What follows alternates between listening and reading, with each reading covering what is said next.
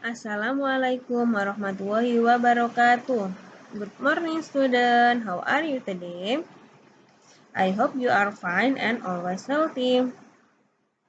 Anak-anak, di pembelajaran kali ini kita akan belajar tema 5, subtema 3, pembelajaran kelima dan 6. Materi yang akan kita pelajari yaitu tentang faktor-faktor yang mempengaruhi keseimbangan ekosistem, karya seni rupa Nusantara, serta bahasa Indonesia sebagai bahasa persatuan. Silakan disiapkan alat tulisnya dan tetap di sini dan simak video ini baik-baik. Baik anak-anak, pada pembelajaran yang pertama yang akan kita pelajari yaitu faktor-faktor yang mempengaruhi keseimbangan ekosistem. Keseimbangan lingkungan dapat terwujud apabila terjadi keselarasan dan keseimbangan antara komponen biotik dan abiotik. Apabila terjadi gangguan pada kedua komponen tersebut, maka keseimbangan lingkungan akan terganggu. Faktor yang pertama yaitu faktor alam. Faktor alam merupakan peristiwa alam yang dapat mengganggu keseimbangan ekosistem. Umumnya berupa bencana alam, seperti letusan gunung berapi, banjir, tanah longsor, kebakaran hutan, badai, dan tsunami. Bencana alam tersebut dapat mengakibatkan terputusnya rantai makanan. Bencana alam tersebut terjadi secara alami dan tidak disebabkan oleh kegiatan manusia. Faktor-faktor yang mempengaruhi keseimbangan ekosistem yang kedua yaitu faktor aktivitas manusia. Faktor aktivitas manusia ini adalah manusia yang melakukan berbagai kegiatan untuk memenuhi kebutuhan hidupnya tetapi tidak mempertimbangkan keseimbangan ekosistem atau akibatnya. Contohnya seperti penebangan pohon-pohon dan pembakaran hutan secara besar-besaran, perburuan hewan hutan yang tak terkendali termasuk memperjualbelikan hewan yang langka dan hewan yang dilindungi. Aktivitas seperti ini dapat mengakibatkan terganggunya rantai makanan dan jaring-jaring makanan serta punahnya beberapa jenis satwa. Aktivitas yang lainnya seperti membuang sampah sembarangan juga termasuk dalam faktor aktivitas manusia yang dapat mempengaruhi keseimbangan ekosistem. Jadi anak-anak, kita harus bisa melakukan aktivitas yang tidak mengganggu keseimbangan ekosistem.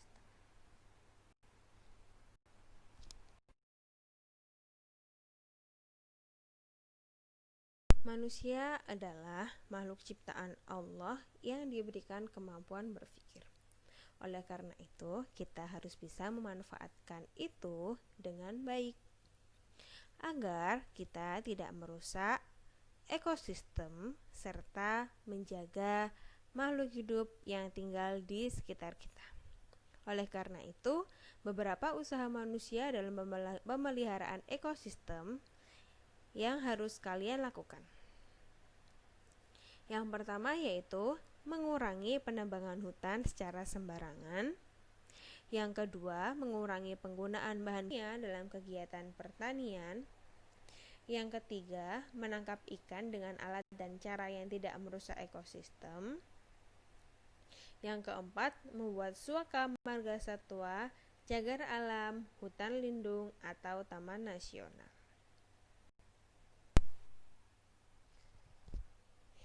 Materi yang kedua yaitu tentang karya seni rupa Nusantara. Berdasarkan fungsinya, karya seni rupa dibagi menjadi dua, yaitu seni rupa murni dan terapan.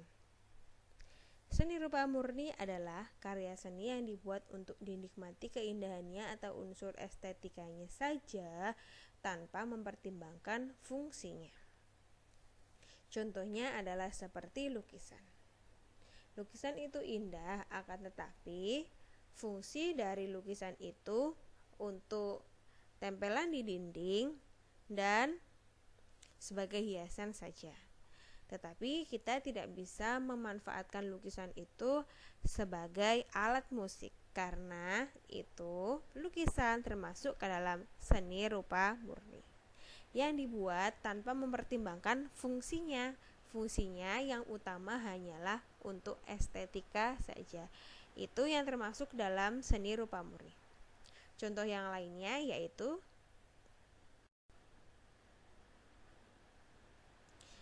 patung serta keramik.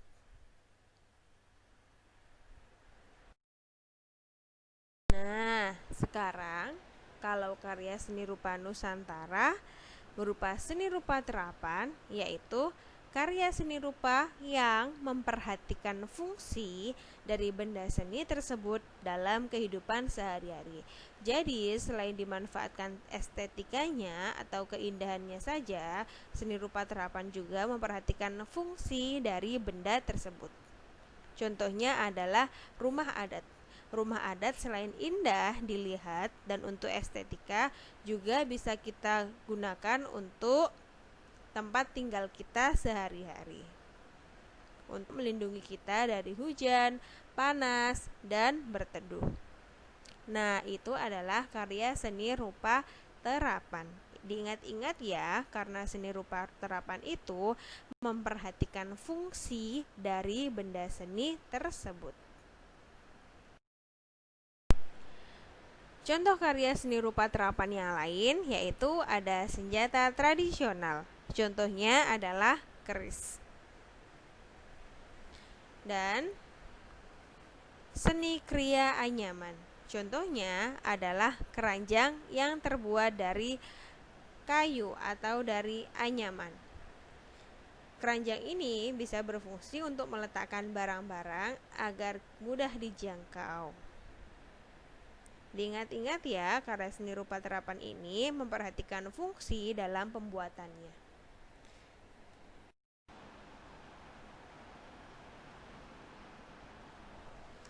Salah satu tekad yang diwujudkan dalam Sumpah Pemuda oleh para pemuda pada tanggal 28 Oktober 1928 adalah tekad untuk menjunjung tinggi bahasa Indonesia sebagai bahasa persatuan. Bahasa Indonesia merupakan alat komunikasi yang mempersatukan seluruh bangsa Indonesia. Bahasa Indonesia digunakan sebagai bahasa resmi misalnya di sekolah dan di pemerintahan. Jadi anak-anak, kita harus bisa mempertahankan bangsa persatuan kita yaitu bahasa Indonesia.